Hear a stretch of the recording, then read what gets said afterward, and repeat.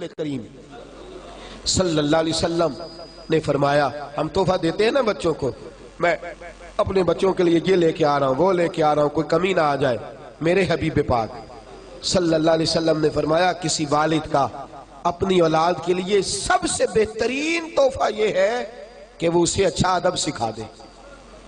یہ سب سے بولیے یہ کون سا تحفہ ہے؟ کیا سکھانا ہے اولاد کو؟ ادب نہیں، اچھا ادب۔ کون سا ادب جی؟ بول کے بتائیے۔ جن کے قریب کوئی سو رہا ہے وہ ذرا زیادہ اونچا بولے تاکہ وہ اٹھ جائے۔ کون سا ادب سکھانا ہے؟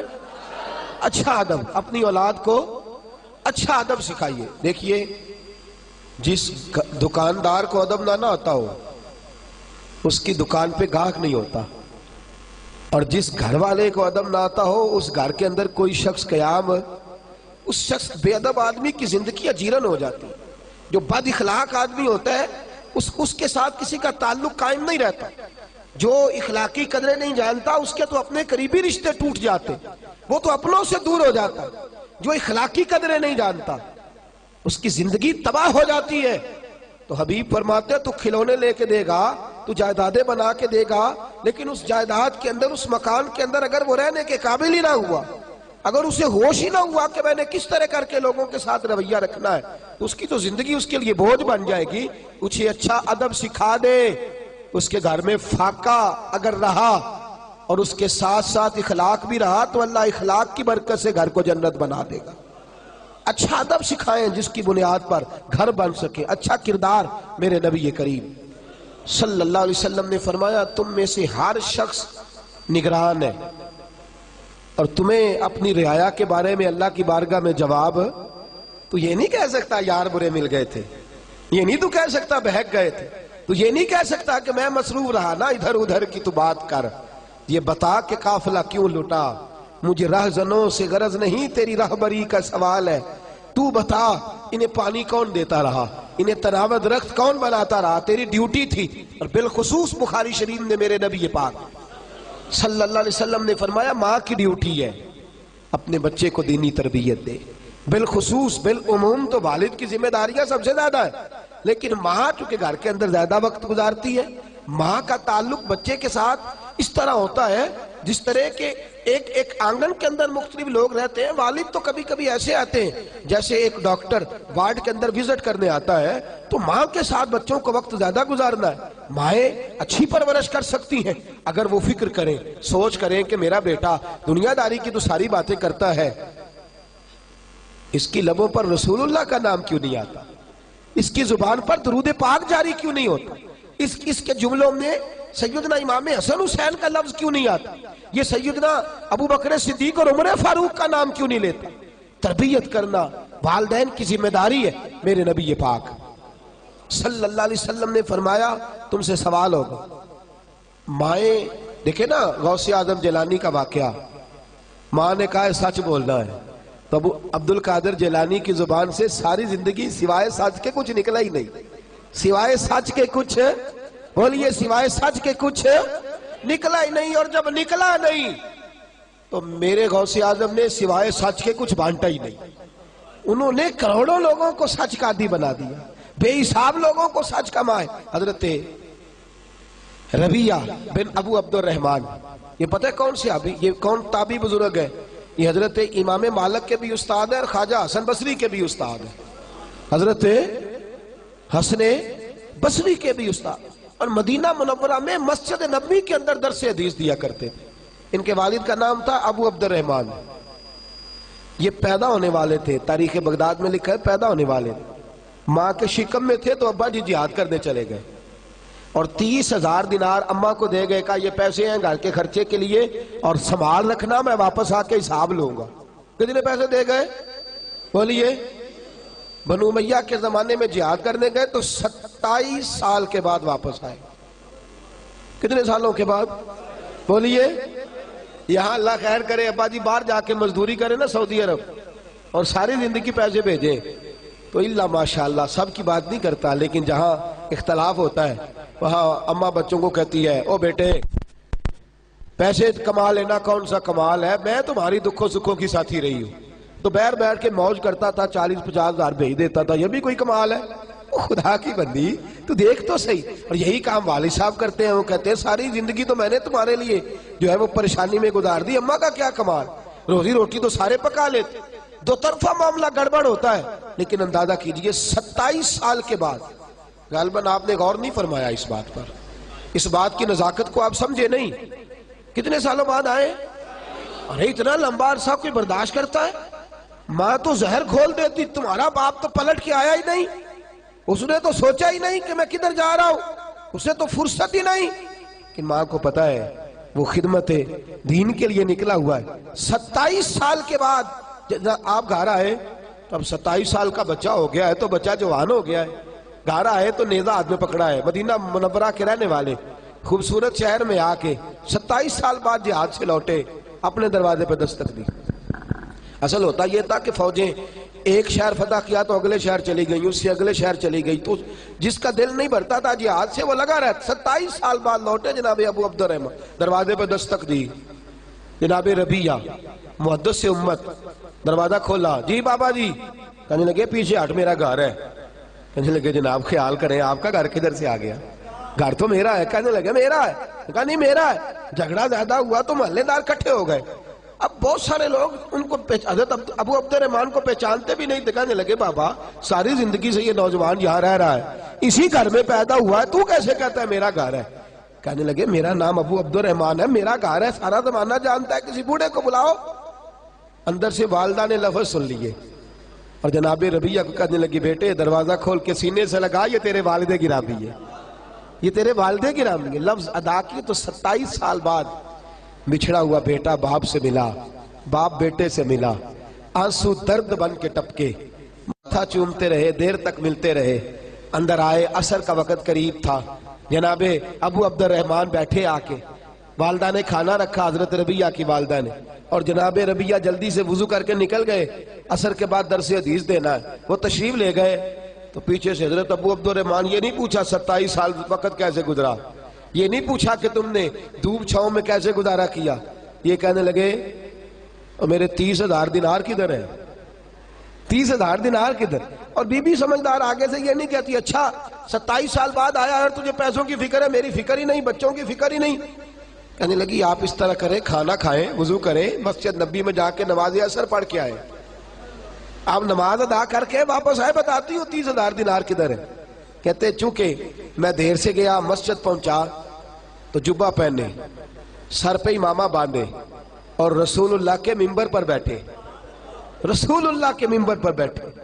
میں نے ایک خوبصورت نوجوان کو دیکھا جو حدیثیں بیان کر رہا ہے, اور حسن بصری سے لے کر امام مالک تک لوگ گردنیں جھکائے بیٹھے اور حدیثوں کا درس سن رہے ہیں. کہتے میں نے دیر سے نماز پڑھی, میں پہچان نہ پایا. میں نے کان میں ایک شخص کے کہا, میں نے کہا یہ کون ہے؟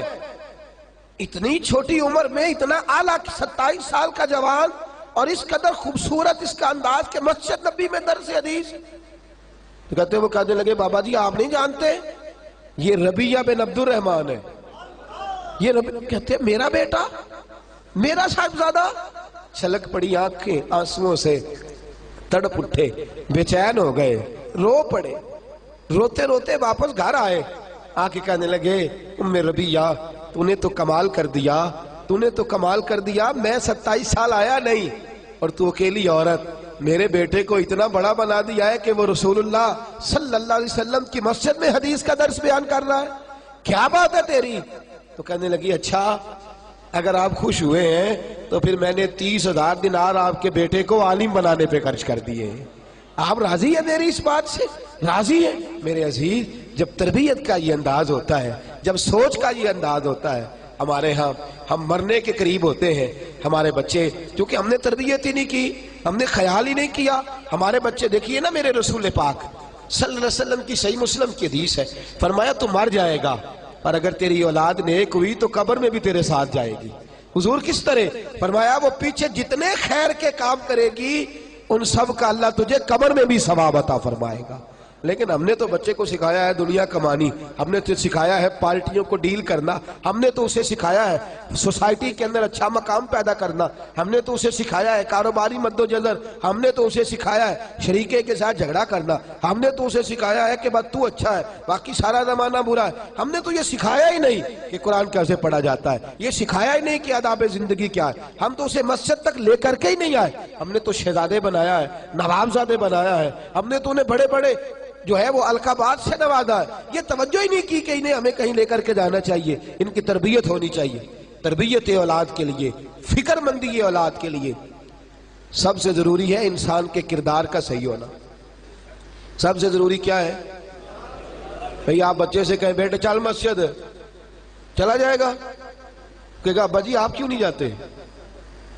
آپ بھی تو بتائے نا، آپ آرام سے لیٹے ہیں مجھے کہہ رہے ہیں مسجد چلیں، بیٹا قرآن پڑھا کرتا ہو، کہے گا آپ کو کیا پریشانی ہے آپ کیوں نہیں پڑھتے؟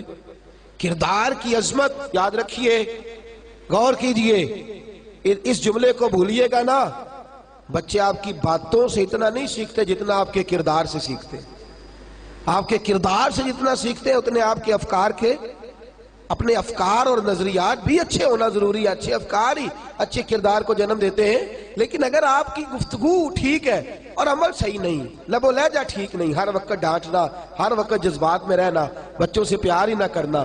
اقرا بن قیس آئے تو نبی پاک صلی اللہ علیہ وسلم کسی کے بچے سے پیار کر رہے تھے، کہنے لگے یا رسول اللہ میں تو اپنے بچوں سے نہیں کرتا، آپ نے غیر کے بچے چھاتی پہ لٹا رکھے ہیں، تو میرے حبیب نے فرمایا اگر رب نے تیرے دل سے رحم چھین لیا ہے تو میں کیا کروں؟